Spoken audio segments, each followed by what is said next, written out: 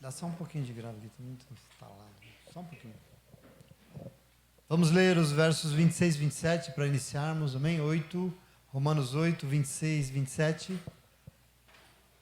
Retomando ali aquele tanto do que nós paramos, nós vamos passar agora por um momento bem decisivo assim, desse capítulo e da carta de Romanos inteira, né? Talvez o momento que mais deu discussão assim, na história da igreja, mas nós temos que entendê-lo hoje, em nome de Jesus, amém? Versículo 26, diz assim, ó, da mesma forma, o Espírito nos ajuda em nossa fraqueza, pois não sabemos como orar, mas o próprio Espírito intercede por nós com gemidos inexprimíveis, e aquele que sonda os corações conhece a intenção do Espírito, porque o Espírito intercede pelos santos de acordo com a vontade de Deus. Amém? Senta no teu lugar. Esse momento do capítulo 8 assim, é muito conhecido, a gente lê bastante ele, e é tão importante a gente entendê-lo assim, devidamente. Amém? Mas a gente retoma, então, e é uma coisa importante que você compreenda aqui, nesse momento de leitura, que todo o capítulo 8 de Romanos se dá em determinadas condições, né? Por exemplo, nós iniciamos a leitura semana passada com Paulo nos lembrando que aqueles que estão em Cristo Jesus não estão sujeitos a nenhum tipo de condenação, né? Vocês se lembram disso? Pois é, todo o capítulo 8 de Romanos, ele é escrito e ele está se referindo a um determinado tipo de pessoa, isso que às vezes é difícil de entender para as pessoas. Ele está falando de um tipo de pessoa, quem? A todos e todas que estão em Cristo Jesus. É disso que se trata esse capítulo. Quer dizer, não se trata do velho ser humano segundo a carne, que nós já falamos bastante aqui.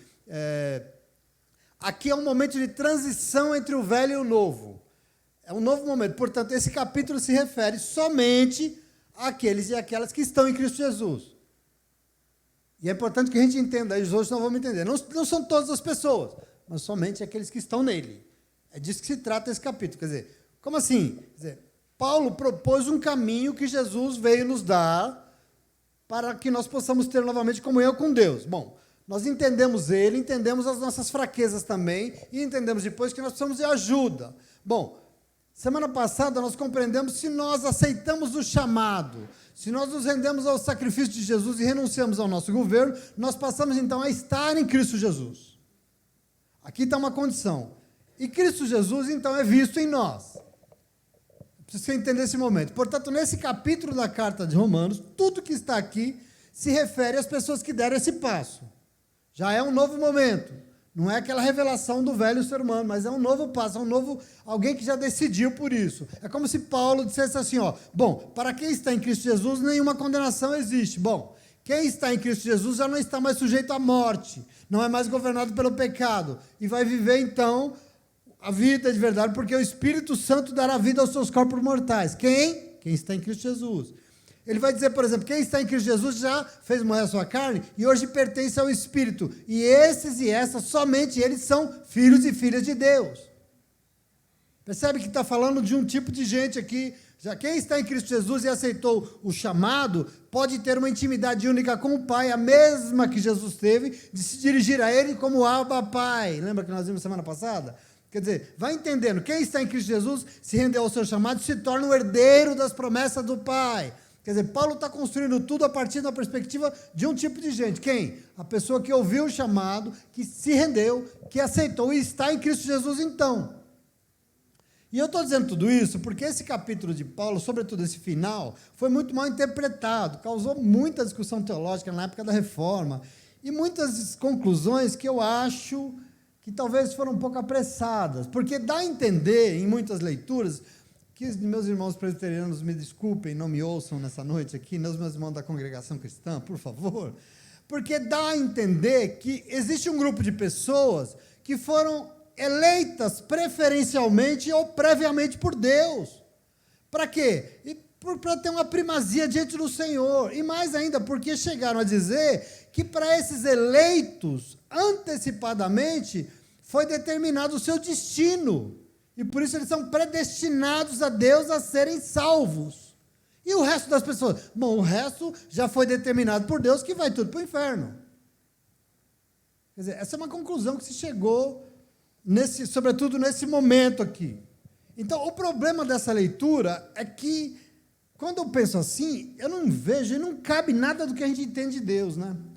Eu não entendo a saber que não cabe aquilo que eu entendo e que eu conheço como Jesus Cristo, nesse tipo de conclusão. E hoje eu quero que a gente construa isso na perspectiva do que Paulo fala aqui, dando uma possibilidade de leitura para vocês entenderem um pouco e a gente conseguir chegar em Jesus com tudo isso. Quer dizer, nós vamos ter que entender a construção de Paulo, porque realmente existem os eleitos de Deus. Porque a Bíblia diz, eu estou dizendo que existe porque a Bíblia diz que existe. E eu quero entender o que é isso. Mas quem são esses? Quer dizer, é um grupo privilegiado que Deus previamente escolheu para estar com ele, para morar com ele? Será que é isso? Será que isso são os eleitos? Não sei se é, eu acho que não. Agora, eu quero então começar para tentar entender um pouco disso. E a primeira noção que eu quero dizer para vocês é isso, que nós precisamos entender. Todo o capítulo 8 de Romanos foi escrito para um público já menor, não está se referindo a todo mundo, mas é um grupo de pessoas que Paulo chama de eleitos, mas foram esses que estão em Cristo Jesus. Quer dizer, eu quero entender quem são essas pessoas e por que ele diz isso. Isso é muito importante que a gente entenda. Primeiro nós vamos entender o que significa eleição. Porque a noção que deram de eleição na leitura dessa carta de Paulo aqui é alguém que, assim, que talvez tenha uma, eu não sei, tenha uma predileção, né, vou dizer assim. Mas não, em Paulo, eleição aqui é alguém chamado para desempenhar uma função. Se você olhar o dicionário nosso do que significa eleição, você vai lá ver que existe isso. Eleger ou eleito é alguém que foi chamado para desempenhar uma função, tal qual é numa eleição, né? Talvez, né? Então eu quero que você entenda como é que se dá essa eleição, quer dizer, não é uma eleição por preferência, como as pessoas pensam, mas na Bíblia Sagrada a noção de eleição está ligada assim, alguém que atendeu a um chamado para desempenhar uma função. E é isso que Paulo vai dizer aqui hoje, no capítulo 8. Quer dizer, a segunda questão é que, assim, para Paulo, quem são os eleitos? Bom, os que estão em Cristo Jesus. Esses são os eleitos. Por quê? Porque, obviamente, eles foram chamados por Cristo e aceitaram. Quem foi que chamou? Deus chamou, ok? Deus chamou, mas chamou para quê? Para algo, para uma função muito específica aqui na Terra. Aqui tem a questão que nós temos que entender. Em outras palavras, Romanos 8 se refere a toda pessoa que recebeu um chamado do Senhor e não se acovardou, mas aceitou o chamado, disse sim ao Filho de Deus, obedeceu e foi cumprir a função que Deus designou para ele. Isso aqui é um eleito. E você precisa entender esse caminho. São esses que Paulo entende como eleito. Para Deus, ninguém é eleito porque precisa ser bonitão. Eu elegi você para ser lindão, Jodes. Não é isso. Quer dizer, você foi eleito para exercer uma função. Isso é muito claro, nós vamos entender isso hoje. Quer dizer, nós vamos entender hoje que Paulo vai tratar isso porque Paulo, como um bom judeu, ele vai tratar isso na mesma lógica do chamado dos judeus. Aliás, na mesma lógica do chamado de Abraão. Paulo, ele está lá, em Gênesis, quando ele pensa nisso. Ele está lá entendendo nos judeus como é que se deu esse chamado. Porque a lógica em Jesus é o quê? Bom, Deus amou o cosmos de tal maneira, quer dizer, Deus amou o mundo criado de tal maneira, aquilo que ele fez, que ao ver o mundo morrer, enviou o seu Filho unigênito a esse mundo criado, e assim com toda a liberdade, Jesus foi revelado para quê? Para chamar. Jesus é um chamado de Deus. Para chamar a todos e todas para a salvação. Quer dizer, esse é o projeto de Deus. Mas todos são livres, e assim somente aos que creram nele, que aceitaram, que se renderam a ele, somente a esses que, portanto, estão nele, são os eleitos para exercer aqui na terra uma função. Aqui está a noção de eleição. Não é assim, eu escolhi esse, esse aqui eu não escolhi esse, não é isso. Nós temos que entender, existem critérios. Entenda o coração de um Deus que é revelado em Jesus Cristo, que deseja salvar toda a sua criação, chamando toda a humanidade para mudar de vida e participar de uma obra aqui na terra para mudar as coisas. Aqui tem a questão da eleição, quer dizer, Deus chamou a quem? Jesus veio para quem? Ele veio para alguns afortunados? Jesus veio para um povo específico? Não, nós já lemos em Romanos 3, 29, que Paulo perguntou, Deus por acaso é Deus somente dos judeus? Ele perguntou. Ele também não é Deus dos gentios, dos pagãos? Sim, dos gentios também, visto que existe um só Deus pela fé que justificará os circuncisos e os incircuncisos. Quer dizer, o Senhor chama a todos, e não só um determinado tipo de pessoa específica. Quer dizer, todo ser humano, segundo a carne, recebeu um chamado, e esse chamado se chama Jesus Cristo, a sua vida. Entretanto, apenas a quem atendeu ao chamado para exercer essa função aqui, para quem morreu e nasceu de novo, apenas para quem está em Cristo Jesus, é que o Espírito virá, vai agir e vai dar uma nova vida. Aqui está a eleição. Não é uma escolha assim, Deus, eu vou escolher esse e esse não. Não. Todos vocês estão convidados. Eu quero. Então vocês vêm para cá, que vocês têm uma função sobre a vida de vocês. Vocês são eleitos a desenvolver um papel aqui na terra. Entende aqui o que é essa noção? São esses e essas que aceitaram o chamado que Paulo vai chamar de eleitos. E eu quero que você compreenda disso. Esses que são, essas pessoas que entendem que não são deuses, eles sabem que são fracos, e por isso nós lemos aqui hoje. Por isso, o Espírito os ajuda em sua fraqueza, porque esses não sabem nem como orar. Quem? Os que estão em Cristo Jesus. Mas o próprio Espírito intercede por eles com gemidos inexprimíveis. O Espírito faz uma obra na vida deles. De quem? Deles, que aceitaram esse chamado, que se renderam a Ele. Isso é muito bacana, é muito lindo isso. Inexprimíveis, ele diz aqui. Então, veja, depois de Jesus, o Espírito intercede por todo mundo? Parece que não. Somente por quem está em Cristo Jesus. Quer dizer, é uma condição. Somente para os filhos e filhas de Deus, quer dizer, uma condição. O Espírito Santo deseja interceder, ajudar e agir em favor daqueles que foram chamados e aceitaram se envolver com Jesus Cristo, ajudando na nobre função de mostrar a salvação para o mundo.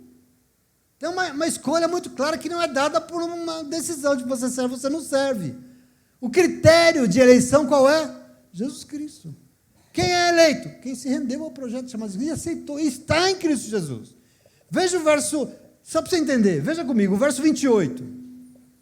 Porque ele vai dizer assim, ó, sabemos que Deus age em todas as coisas para o bem daqueles que o amam, dos que foram chamados e chamadas de acordo com o seu propósito. Veja isso que eu estou dizendo para vocês. Quer dizer, a questão aqui é o quê? É o chamado. Ele age para o bem na vida de todos e todas que aceitaram o seu chamado. Observe que sempre está na mesma questão, no mesmo alvo. O versículo está voltado para o povo que está em Cristo Jesus. Observe aqui, na vida desses, Deus age em todas as coisas para o seu bem. Observe que não age em favor de todos, não. Ele age todas as coisas em favor daqueles que foram chamados e vivem de acordo com o quê? Com o propósito dele. Tem povo eleito aqui nessa noite? Você entende isso? O propósito aqui é dele. Aqui tem a noção de eleição que você precisa construir comigo. Deus não age na vida de todo mundo, somente na vida daqueles que foram chamados para viver de acordo com os propósitos de Deus. Lógico que Deus ama todo mundo e que Deus não quer condenar todo mundo, que Deus chama todo mundo. Quer dizer, existe o princípio do chamado, Deus quer salvar todo mundo. Mas não vai. Somente aqueles que resolvem, então, se envolver nessa função que está no coração de Deus. Esses são os eleitos. Esses são o que Paulo diz, que amam a Deus. E a esses Deus age no favor deles. É importante que a gente entenda. A questão importante é que Deus não está interessado naquele velho ser humano caído que a gente sempre foi. Isso para Deus não serve mais. Isso não cabe mais. Deus não tem nenhum interesse em pessoas que são governadas por si mesmo, que vivem segundo a carne. É um projeto antigo, né? A primeira revelação de Paulo. Aqui tem que se dar uma nova coisa. Não serve para Deus. Quem pensa assim? E assim ele enviou Jesus, o seu filho, para quê? Para chamar a todos e todas, para se envolver, se render a ele e também se tornar como ele um filho e uma filha de Deus. Percebe aqui como é que é a classificação? Esses e essas, Deus age e elegeu para uma função muito específica. Qual? Fazer parte do plano de salvação do mundo, porque foi isso que Jesus veio fazer. É isso que é eleição para Paulo. Quer dizer, nós vamos entender isso. Quer dizer, Deus não elege por predileção. Não é porque Deus escolheu uns e desprezou outros. Não. Deus chama em liberdade, porque ninguém é obrigado. Deus chama em liberdade, e todos e todas que aceitaram o chamado para se envolver na função que Deus quer realizar, são os que verão Deus agindo em suas vidas. Ai, mas por que Deus não faz? Vamos pensar? Nós temos que entender isso. Esses são os eleitos de Deus. Observe que a eleição é um ato de amor e de profunda liberdade, porque eleitos são os que se renderam, que se envolvem, que atendem ao seu chamado. Entende como é que é a eleição? Quer dizer, veja o verso 29. E aqui está uma questão bacana, que Paulo vai voltar, porque ele vai dizer assim, ó, pois aqueles que de antemão conheceu, também os predestinou para serem conforme a imagem do seu Filho, a fim de que ele seja o primogênito entre muitos irmãos, e aos que predestinou também chamou, e aos que chamou também justificou, e aos que justificou também glorificou. Não é isso que está escrito aí? Compreenda esse caminho, olha que maravilhoso. Veja, Paulo está prosseguindo aqui, construindo essa coisa da eleição e daquilo que ele chama de predestinação. E eu quero que você entenda isso, quer dizer, ele fala assim, pois aqueles e aquelas que de antemão conheceu, Deus conheceu. Veja, essa afirmação de Paulo vem de onde? Onde é que na Bíblia Sagrada diz que Deus conheceu alguém? Nós temos que entender Deus. Paulo não faz nada se não for ali no que está escrito. Onde é que está escrito isso? Bom, a mesma afirmação, sabe onde está? Em Gênesis 18, 16. Aliás, acho que é a única, não sei se tem outra. Quando Deus desceu na terra para destruir Sodoma, vocês conhecem a passagem? Abraão está lá na sombra de um calor desgraçado do meio-dia, e de repente ele vê 3 homens andando. Vocês conhecem a passagem? Deus veio à terra para destruir Sodoma. Antes ele encontrou com Abraão.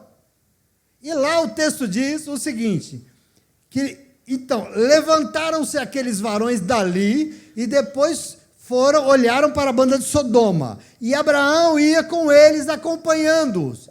E disse o Senhor, presta atenção, irei eu esconder de Abraão o que eu faço? Ele diz assim, ó, Abraão certamente vai formar uma grande e poderosa nação, e nele serão benditas todas as nações da terra, porque eu quis conhecê-lo, para que ele possa ordenar aos seus filhos e à sua casa depois dele, para que guardem o caminho do Senhor, para que hajam com justiça e juízo, para que o Senhor faça vir sobre Abraão o que acerca dele tem falado. Então veja, aqui está a noção, porque Paulo diz que para os que de antemão conheceu, e aqui está a noção, porque a primeira dimensão, então, de Deus é o chamado. Em Abraão foi isso, com você também. Quer dizer, Deus chamou Abraão e fez promessa. Abraão, saia da tua parentela, saia da casa do teu pai, e vá para uma terra que eu vou te mostrar, e eu farei de ti uma grande nação, e através de ti serão benditas todas as famílias da terra. Não é isso? É o chamado. Quer dizer, observe que aqui o chamado é para uma função específica. Deus não chama, vem cá que é o quê? Que é o quê? Não, vem cá que eu vou te falar. Não. Deus chama para uma função muito específica. Todos nós sabemos que Abraão atendeu ao chamado do Senhor e ele saiu da casa do seu pai, ele foi obediente, você sabe disso. E aqui nós entendemos então o segundo cuidado, cheio de amor do Senhor, porque aqueles que atenderam o chamado, como Abraão fez, Deus quis conhecer pessoalmente. Foi isso que ele fez com Abraão. Observe o caminho aqui, que isso aqui é maravilhoso. Aqui tem o negócio da predestinação. Observe o cuidado do Senhor. Abraão recebeu do Senhor, naquele dia, os 3 chegaram na tenda dele, né? Ele recebeu eles na sua tenda, e aí diz que ele foi muito cuidadoso, zeloso, ele preparou água para eles se refrescarem, mandou matar, não sei o que, preparou comida, ele foi servo, e quando os 3 estão indo embora, ele vai atrás, ele seguia de perto, e por isso o Senhor diz, eu vou por acaso esconder alguma coisa que eu faço de Abraão? Palavras do Senhor. Ele será pai de uma grande nação, ele vai abençoar todas as nações da terra, eu prometi isso a ele, eu quis conhecê-lo, para que ele possa, então, ordenar aos seus filhos, à sua casa, andar nos caminhos do Senhor. Essa dimensão do Senhor, aqui está a noção daqueles que Deus previamente conheceu, que Paulo vai dizer aqui. Aqueles que previamente conheceu. De antemão. Quer dizer, Deus chamou, e assim é que entendeu o seu chamado, Deus vai querer conhecer. Deus vai querer ter um particular, um tete-a-tete. Deus vai querer ter uma intimidade. Com todo mundo. Olha para Abraão, obediente, Deus chamou e ele atendeu. Previamente Deus chamou, previamente Deus quis conhecer, por isso que de antemão quis conhecer, isso que você precisa entender isso. Ele pessoalmente veio ver Abraão, e ele se negou a esconder de Abraão tudo que ele iria fazer. Entre nós não tem segredos, ele precisa saber quem eu sou e o que eu vou fazer, e eu vou dizer para ele. E a partir disso, Abraão, então, é um eleito por Deus, e o seu destino está traçado. Ele será predestinado por Deus. Para quê? Para cumprir uma tarefa aqui na terra. Está claro isso ou não? Existe no coração de Deus, ele está predestinado para cumprir a sua tarefa aqui que o Senhor tinha para a vida dele. Porque ele atendeu o chamado e o Senhor o conheceu. Então, observe que a eleição é fruto de um chamado atendido. Um chamado que foi respondido. E mais, de um chamado para uma tarefa muito específica que estava no coração de um Deus que ama e quer conhecer os seus e ter uma intimidade face a face com Ele, para que a vontade de Deus seja cumprida aqui na terra. É para isso que Deus fez tudo isso. Entende isso? Isso é maravilhoso. E nós temos que compreender isso. Porque hoje em dia as pessoas falam, não, eu sou um eleito, eu sou dessa determinada, eu sou um predestinado, e Deus me... eu vou ser salvo de qualquer jeito. Uma vez salvo, salvo para frente, salvo para sempre. Eu não sei, eu respeito, mas sabe... Quando Paulo fala daqueles e daquelas que de antemão Deus conheceu, é disso que ele está falando. É dessa mesma questão, quer dizer, a quem Deus chamou e atendeu o seu chamado, Deus quis conhecer e por isso elegeu ele para uma tarefa. E o seu destino está traçado, porque o Senhor vai fazer que aconteçam as promessas que ele fez sobre a vida de Abraão, todas elas, e realmente se cumprir todas elas. Quer dizer, Deus elegeu para quê? Para ser melhor que os outros? No caso de Abraão, eleito para ser aquilo que Deus chamou ele para ser, o quê? Pai de uma nação que iria abençoar todas as nações da terra, que guardassem o caminho do Senhor e agissem com justiça e juízo de Deus. Existe uma função nisso, muito clara. E nós? E eu e você? Somos eleitos? Sim, uai. Por que não? Para quê? E aí Paulo vai dizer, presta atenção aqui, para refletir agora, nesse tempo, a imagem e semelhança de Jesus Cristo, tal qual foi com Abraão. Abraão foi chamado para começar uma nação, para abençoar toda a terra. Você é chamado para refletir a imagem de Jesus Cristo aqui onde você mora na terra. Aqui tem a questão de eleição. E eu quero que você entenda isso. Previamente nos chamou, nós atendemos ao chamado, nós somos conhecidos por Deus, porque Deus te conhece, o teu nome está escrito na palma da mão dele. Ele nos conhece, e assim o nosso destino está traçado. Eu posso dizer, nós estamos predestinados ao quê? A cumprir a nossa missão. Qual? Refletir Jesus aqui na terra. Agora veja, por que eu estou dizendo isso? Ele diz assim, ó, pois aqueles que de antemão conheceu, também predestinou para ser o quê? Qual é a obra? Qual é a missão? Serem conforme a imagem do seu filho, a fim de que ele seja o primogênito dentre muitos irmãos, uma grande família que começa com Jesus e continua com aqueles que receberam o chamado e atenderam. Os filhos e filhas de Deus. Aos que predestinou, chamou, e aos que chamou também justificou, e aos que justificou também glorificou. Glória a Deus. Você tem acesso a algo que você não imagina, de maravilhoso. Preciso só que vocês entendam que, para mim, não faz o menor sentido essa teoria que diz que Deus escolhe alguns em detrimento de outros. Eu não consigo, desculpa, eu gostaria de... Para mim ia ser muito mais fácil. Mas eu não consigo entender isso. Porque Paulo diz que não tem prediletos. Aliás, diz que não tem, Deus não faz acepção de pessoas. Não faz o menor sentido uma raça eleita. Porque Paulo diz que Deus não escolheu nenhum povo específico. Jesus não veio só para alguns. E muito mais, não faz o menor sentido esse negócio que Deus elegeu e predestinou alguns para serem salvos, mesmo porque a primeira razão da eleição não é salvação. A eleição serve para você exercer uma função aqui na terra, é para isso que ela existe. É por isso que Deus chama, é por isso que os que atendem chamados são eleitos, e têm o seu destino, sim, ajudados pelo Senhor a serem uma bênção aqui na terra, porque a função está dado sobre nós de exercer algo aqui na terra para mudar esse mundo. Essa é a diferença, quer dizer, a pergunta é, judeu foi eleito? Sim, desde que siga os passos de Abraão, né?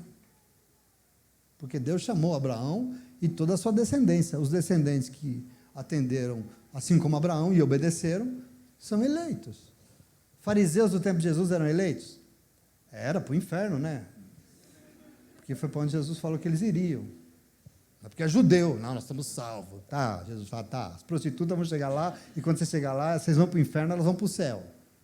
Quer dizer, Abraão foi eleito? Sim, ele atendeu o chamado para formar um povo aqui na terra, para testemunhar os caminhos do Senhor. Você é um eleito? É uma eleita? Sim, desde que atenda ao chamado que foi escolhido. Desde que você reflita Jesus. Aqui está a eleição, aqui está a questão que é muito importante. Os eleitos são salvos? Depende. Depende do quê? Se assumir os seus postos para o qual forem eleitos. Salvação não é assim um negócio que a gente ganha porque a gente merece e porque eu sou um predestinado e eu estou salvo. Isso não existe, desculpa. Onde é que está isso na Bíblia Sagrada? Desde que a gente assuma o nosso posto. O povo judeu, você sabe, com tudo que tem na Bíblia Sagrada, desandou, sim ou não? Me desculpe, mas desandou. Você sabe disso. E Jesus veio como judeu para revelar esses desvios do caminho que desde Abraão estava, que foi desandou. Não foi o que Jesus revelou? Os cristãos têm se desviado, você sabe disso. E assim, os que assumiram os postos para os quais foram eleitos, serão salvos. Entende isso? Importante isso. Nós chamamos vocês para um compromisso de vida, para mudar de vida, não porque a gente é chato e quer que você seja um cara... Não, porque assim, esse é o único caminho que existe no coração de Deus a nosso respeito. O Senhor quer nos salvar em todas as dimensões da nossa vida. O Senhor quer que esse povo aqui vá morar com Ele na glória. Mas para isso nós precisamos cumprir a nossa missão. Nós vamos começar a dar testemunho, nós vamos começar a refletir Jesus Cristo. Porque salvação não é mérito de ninguém. Salvação não é esforço de ninguém, não é conhecimento, não é direito de gente predestinada, não. Salvação não é pertence a nada, nenhuma religião. Salvação é precedente da graça de um Deus que, portanto, nos amar, nos chamou e deseja nos conhecer e conhecer aqueles e aquelas que atenderam ao seu chamado. E com esses, Ele quer fazer grandes coisas aqui na terra como é lá no céu.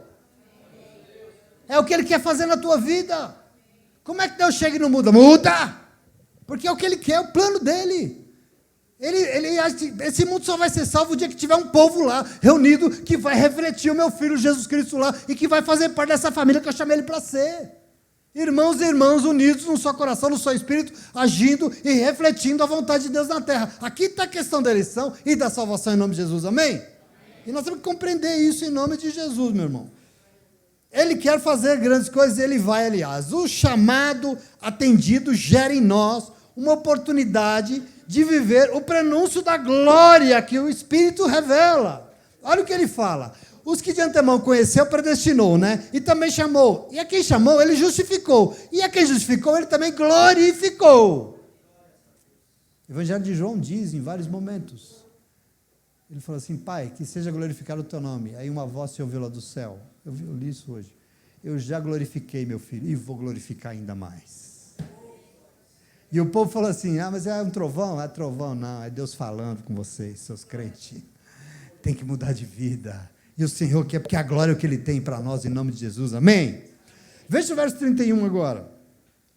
E ele vai dizer assim, que diremos, pois, diante dessas coisas? Se Deus é por nós... que lindo. Se Deus é por nós... Aquele que não poupou o seu próprio Filho, mas o entregou por todos nós, como não nos dará juntamente com Ele, de graça, todas as coisas? Meu irmão, assim, minha irmã, se somos parte desse nobre chamado, qual? De refletir Jesus, se nós estamos sendo ajudados nas nossas fraquezas por um Espírito que intercede por nós, se somos parte desse plano maravilhoso de Deus, de mudar esse mundo, quem será contra nós? Agora, se não faz parte também, quem é contra? Todo mundo. Eu quero que você entenda isso.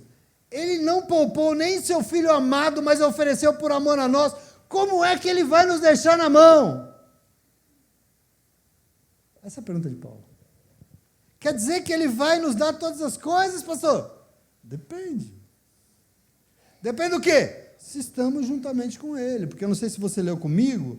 que Ele entregou o seu Filho amado por nós, Ele nos dará juntamente com Ele, de graça, todas as coisas. Quer dizer que o negócio aqui não é para quem estiver sozinho, para quem estiver por sua própria conta. Não, mas nós temos que estar junto com Jesus Cristo. Juntamente com Ele, Ele nos dará todas as coisas, de graça, sem pagarmos, sem merecermos. Juntamente com Ele. Por isso todo o seu empenho, eu queria dizer para você, não deve ser em conseguir coisas de Deus, não precisa, não perca o seu tempo, pensa comigo, como é que Deus, Um Deus que nos entregou o seu bem mais precioso, o seu Filho, para morrer no nosso lugar, e através dele nos chamou para uma missão, e nós aceitamos, como é que ele vai nos deixar na mão? Não vai. Paulo está garantindo aqui, não vai. Não precisa querer coisas de Deus, presta atenção, nunca. Por isso, nossa questão não é buscar as coisas de Deus, mas é buscar o quê? Estar juntamente com Cristo nesse projeto de salvação, refletindo o Senhor. Isso é muito importante. Por quê? Porque assim todas as demais coisas não serão acrescentadas e de graça. Glória a Deus por isso, não é maravilhoso? A gente sofre demais à toa. A gente adora subir na corrida, na subida com um saco de farinha nas costas. Cansa, quebra. E não precisa. Se envolva nisso chamado Jesus Cristo. Reflita Jesus onde você estiver. Faça aquilo que o Senhor te chamou, porque tudo será sobre você em nome de Jesus. Porque com esses Deus tem compromisso. Com Abraão Deus teve compromisso até o final dos seus dias. Ele morreu próspero, bem, de muita idade e feliz da vida. Deus tem compromisso com aqueles que são eleitos, chamados e atenderam o seu chamado. Não tem jeito. Ele não pode se negar, o Paulo dizer, ele não pode negar o fato dele ser Deus. Nenhuma das suas promessas deixarão de ser cumpridas, e foram. Todas são cumpridas em nome de Jesus, amém? Amém. Essa é a nossa posse. Versículo 33. Quem fará, novamente, alguma acusação contra os eleitos de Deus? É Deus que os justifica. Quem os condenará? Foi Cristo Jesus que morreu, e mais, que ressuscitou, e hoje está à direita de Deus, e também intercede por nós junto ao Pai.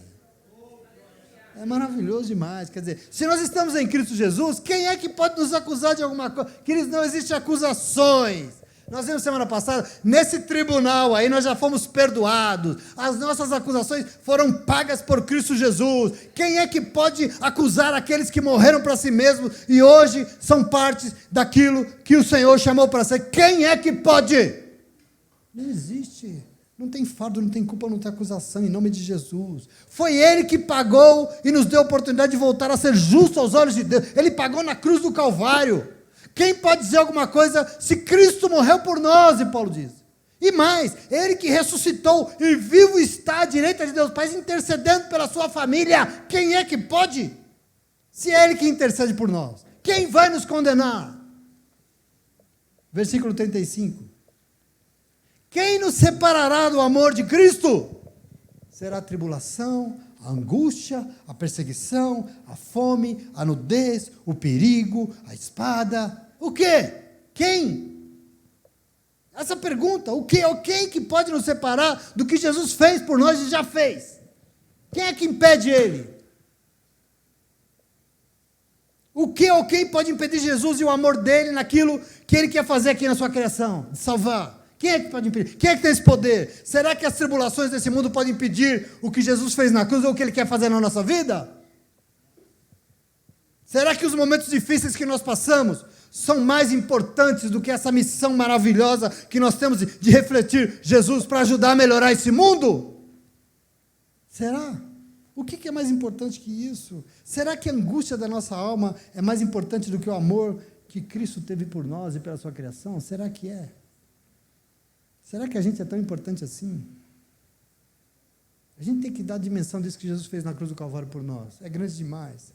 Ou será que são as perseguições, a língua do capeta, do diabo nos acusando e querendo nos ajudar? A falação de quem não tem nada com o Senhor. Isso pode nos separar daquilo que Deus nos chamou para fazer? Ou será que é o que nos falta? O nosso interesse, a fome, a nudez, o perigo, a espada. O que é que pode se colocar entre nós e aquilo que Cristo quer fazer através de nós e em nós? O que é que pode? E são perguntas muito desafiadoras que Paulo faz aqui nessa noite e que precisa nos levar a refletir, entende isso? É muito importante. Será que não tem coisas ou pessoas se colocando entre nós e aquilo que o Senhor deseja fazer? É só uma pulga atrás da tua orelha. Será que não tem nada nos separando disso? E a gente precisa pensar nisso, em nome de Jesus, amém? Versículo 36 e 37. Como está escrito, por amor de ti, enfrentamos a morte todos os dias. Nós somos considerados como ovelhas destinadas ao matadouro. Mas em todas essas coisas somos mais do que vencedores por meio daquele que nos amou. Mas em todas essas coisas somos mais do que vencedores por meio daquele que nos amou. E aqui nós não somos vencedores, né? Nós somos mais do que vencedores. É mais do que ter vitória. Paulo remonta aqui a nossa palavra de domingo, né? Porque você fomos feitos, parece, para ser vencedores, sim, né? Mas aqui, como medida de vitória, Paulo nos dá o Salmo 44. Essa frase dele, ele tirou do Salmo 44, porque nele diz que a nossa vitória está na nossa fidelidade. Eu acho maravilhoso esse salmo. Nossa vitória está no fato de que nós não vamos nos esquecer do que Deus fez por nós. Aqui está a nossa vitória. Jamais vamos renunciar ao nosso chamado, porque nós queremos ser vitoriosos. Nós queremos vencer qualquer aflição, qualquer situação, porque eu não renuncio ao Senhor por nada. Aquilo que Ele me chamou é prioritário. Por amor a Ti, nós enfrentamos a morte todos os dias. Nós somos considerados como ovelhas mudas que são destinadas ao matadouro. Quem fez isso? Jesus Cristo fez isso. Essa é a nossa missão. Às vezes nos calar e ser aquilo que Deus espera de nós. Ah, mas estão falando, deixa eu falar. Interessante que você ouve pessoas falando que são predestinadas à salvação, mas não me conta que são predestinadas a morrerem. Mudo, né? Como ovelha.